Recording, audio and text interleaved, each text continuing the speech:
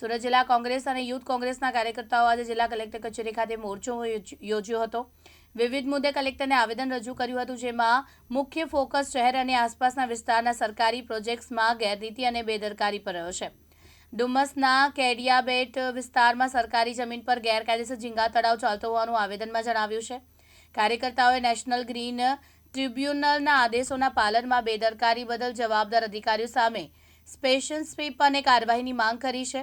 આવેદનમાં માંડવીના અંધાત્રી ગામે પાણીની ટાંકી ધરાશય થવાની ગંભીર ઘટના અને તેના જવાબદાર જયંતિ સુપર કન્સ્ટ્રક્શન સહિત અન્ય એજન્સીઓ સામે કાર્યવાહી કરવાની પણ માંગ કરવામાં આવી છે।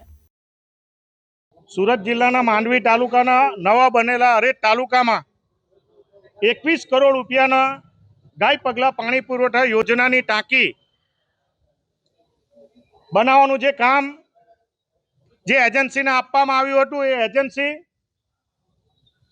જે ભારતીય જનતા પાર્ટીની સરકાર છે, જે ગુજરાત મોડેલની વાત કરે છે, જે સુશાસનની વાત કરે છે, વિકાસની વાત કરે છે, એ ભારતીય જનતા પાર્ટીનો પરપોટો એ ટેસ્ટિંગ વખતે જ એક પટ્ટાની મહેલની જેમ એ પાણીની ટાંકી તૂટી ગઈ અને સરકારના અને લોકોના ટેક્સના કરોડો રૂપિયાના નાણાં એક પાણીની જેમ જ્યારે રસ્તા પર વહી ગયા હોય, એ સમગ્ર બાબતની ફરિયાદો અમારા દ્વારા તાત્કાલિક અસરથી લોકહિતમાં 21 ગામોના લોકોના હિતમાં કરવામાં આવતા જે અધિકારીઓની સામે પગલાં લેવામાં આવ્યા છે।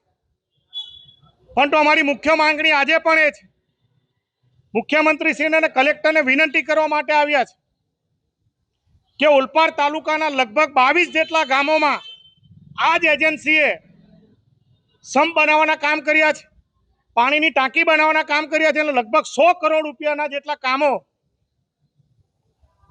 આ એજન્સી દ્વારા કરવામાં આવ્યા છે। તો સમગ્ર બાબતની ગેરી અને SVNIT મારફત જે પ્રમાણે ટેન્ડરિંગ કરવામાં આવ્યા છે, એ ટેન્ડર પ્રમાણે કામગીરી કરવામાં આવી છે કે નથી, અને જ્યાં સુધી એ તટસ્થ સમિતિનો રિપોર્ટ ન આવે ત્યાં સુધી આ તમામ બિલો અટકાવવામાં આવે, એનું ઉદ્ઘાટન કરવામાં ન આવે અને કોઈ ઘટના બને તો સચિવ સુધીના અધિકારીની જવાબદારી થાય, એના માટેની રજૂઆત કરવા માટે આવ્યા છે। બીજો મુદ્દો, જે મજૂરા તાલુકામાં આવતા કેડિયા ખાતે જે અસંખ્ય ઝીંગાના તળાવો આવેલા છે, અમારા દ્વારા છેલ્લા 10 વર્ષથી માન્ય મુખ્યમંત્રી હોય, સરકારના તમામ વિભાગ હોય, માન્ય કલેક્ટરશ્રીને વિનંતી કરી હતી કે મજૂરામાં લગભગ 5480 હેક્ટરમાં અને ઓલપાડ તાલુકામાં 4000થી વધુ હેક્ટરોમાં લાખો ઝીંગાના તળાવો આવેલા છે। પરંતુ આ મજૂરાના મામલતદારની મેળાપીપણામાં અને સમગ્ર વહીવટી તંત્રના મેળાપીપણામાં આજે પણ આ ઝીંગાના તળાવ ઉભેલા છે। આનો કોઈ ભોગ બનતો હોય તો સુરતના ચોમાસા દરમિયાન સુરતમાં આવતું પૂર એ આવા માફિયાઓને લીધે બને છે।